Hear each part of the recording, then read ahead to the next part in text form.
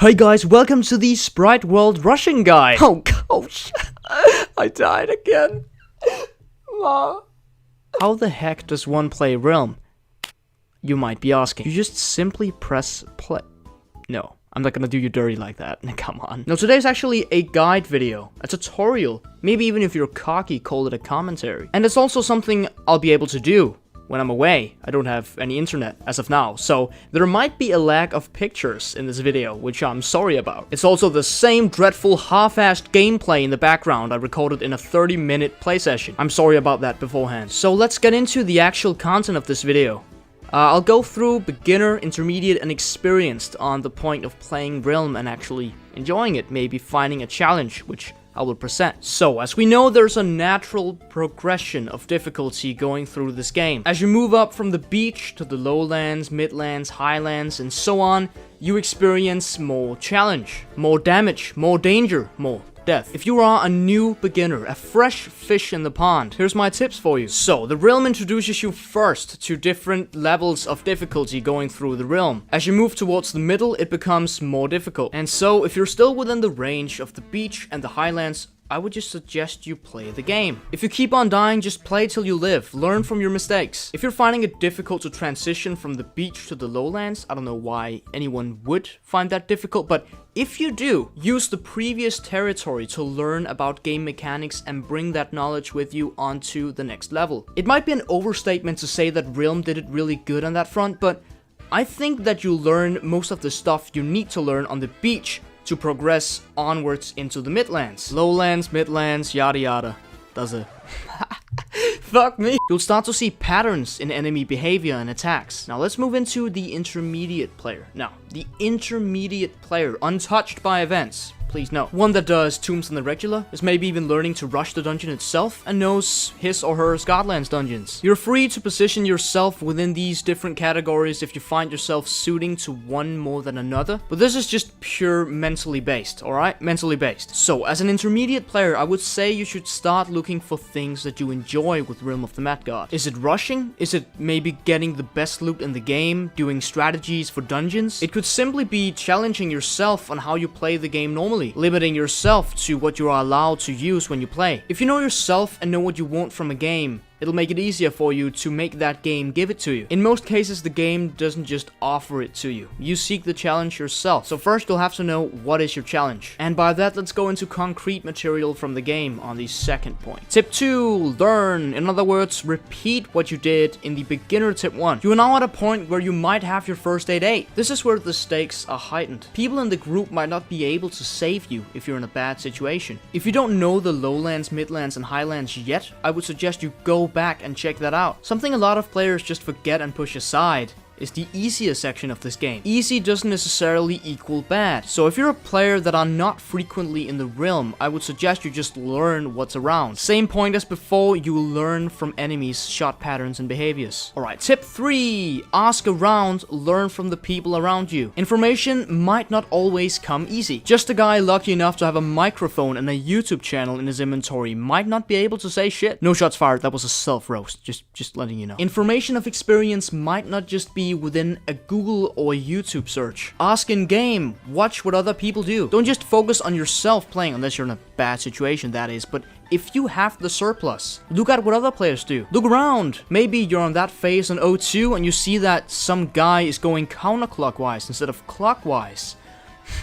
Should that be something I maybe could try out? Most of the experienced players are in the game and not necessarily on Reddit or YouTube. Nice. Tip 4, is it? Tip 4, 5? It's tip 4. Maybe introduce yourself to the Discords. I know this might be wild, but I'm saying it. There's a lot to learn from the Discords, and it's a very easy gateway to the endgame dungeons. It might be too intimidating to try them out yourself, so maybe do it with a group first. And this is also the point where we have to pay attention. Maybe backtrack a bit.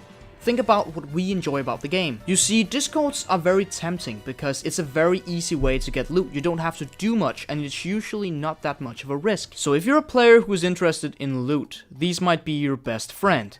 But if you're one that seeks challenges, stay away. If you seek a challenge, learn the dungeon by yourself. Go in there with no knowledge of anything and just try everything out. I honestly think that would be very rewarding for a player like you. But if you're in between, haven't decided yet, just go along. Maybe try 4 to 5 runs. You'll learn a lot from the raid leaders, saying what the different enemy names are, their attack patterns, what you watch out for, and most importantly, enemy phases and what to do. You could then pour this experience into yourself and reflect on it, learn from it, and then execute it. So, let's move into the experienced players. I could start defining, but I think you know who you are if you're an experienced player. This is where it's make or break, because you might have been doing something for a very long time that worked towards a goal that you thought you wanted, but in the end, it was disappointment. Disappointment you got. That was wrongly phrased. This is where you'll see a lot of people do PPEs, NPEs, UTEs, all these challenges. And this is mostly due to seeking challenge in the game. People do this because they want something new out of the gameplay. There's different reasons to do a PPE. One might be that you're poor and you just need new items. But if you're an experienced player that just seeks challenges, you don't care about the items. To name an example, my PPE supplier. He's a player who has played this game quite a lot. I think he has more than 2,000 hours or so. He doesn't care about the items he get on his PPEs. He feeds his Ogmers. It's the fun and excitement he seeks from getting that one bag you farmed for several hours. It could be that. I'm not to say what he enjoys. The chance of you quitting when you're an experienced player is rather high, I would say. If you're a really experienced player, like a veteran from the old days, I could see why. Deca is alienating a lot of people with these new features. You might also have stopped already because you found out that all you played Realm for was a new game experience. You know, playing a game where everyone doesn't know what to do necessarily, people are still learning. Honestly, still love that phase of the game. Just imagine Minecraft without YouTube tutorials. Damn. And so my tips vary from what type of player you are. Tip 1. If you're one that seeks challenges and not only PPEs and UTEs, I would suggest you do different takes on dungeons. For one thing, learn how to rush every dungeon in the game apart from the nest. That's impossible. When you've done that, do it without a pet. If you're still not satisfied at this point, go to something else than prod. Yes, I'm saying this.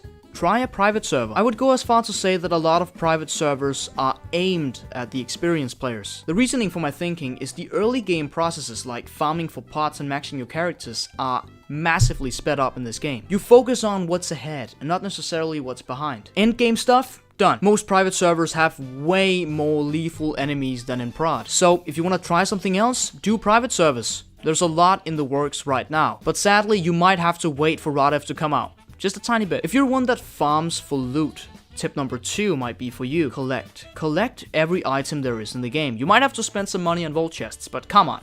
It's enjoyment, it's the game, you can't buy happiness. Well, you can in this case. I should maybe rephrase. Not every item. Every white bag. How about that? Tip 3. Start making content. Well, I don't have any personal experience with this point. But if I were to put myself in the mind of a person who was in that position, it honestly offers a very different take on how you view the game. You might end up not playing the game as much as you did before, but that playtime that you would get in the game is replaced with something entirely different. You are now one that distribute knowledge, entertainment, and interest in the game. That's what you're here for. You have a purpose of playing the game, making content, and producing videos for others. This whole new meaning you get from playing the game is something you might enjoy, so consider it. So with that, I think there's still a lot to be said, honestly. I don't think I've expanded on everything there is to be said. So if you yourself sit with a very good tip, one that might just change the life of someone, okay, maybe not the, but the game experience of someone, just throw it in the comments and I'll gladly heart it, maybe even pin it if it's really good. Not only that, but please also do put emphasis on the points you really agreed with so I know I can stick with it.